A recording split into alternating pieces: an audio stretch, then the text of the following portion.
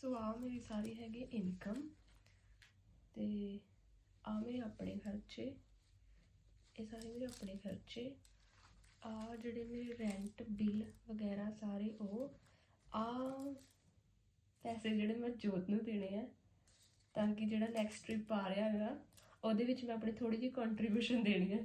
ਜੋਤ क्या उनमा दे दे ਉਹ ਤਾਂ ਯਾਰ ਮੇਰੇ ਆਪਣੇ ਅਲੱਗ ਦੇ ਖਰਚੇ ਆ ਮਨੀ ਮੇਰੇ ਕੋਲ ਬਚੀ ਹੈ ਸੇਵਿੰਗ ਜਿਹੜੀ ਮੈਂ ਆਪਣੇ ਟ੍ਰਿਪ ਮਾ ਇਨਵੈਸਟ ਕਰਨੀ ਹੈ। किन्ने ਥੋੜਾ ਤੁਸੀਂ ਇਹ ਤਾਂ ਟ੍ਰਿਪ ਦਾ ਕਿੱਥੇ ਦਾ ਕਰਾ ਲਿਆ? ਨੇੜੇ ਤੇੜੇ ਦੇ ਪਿੰਡ ਦਾ ਕਰਾ ਲਿਆ ਹੋ?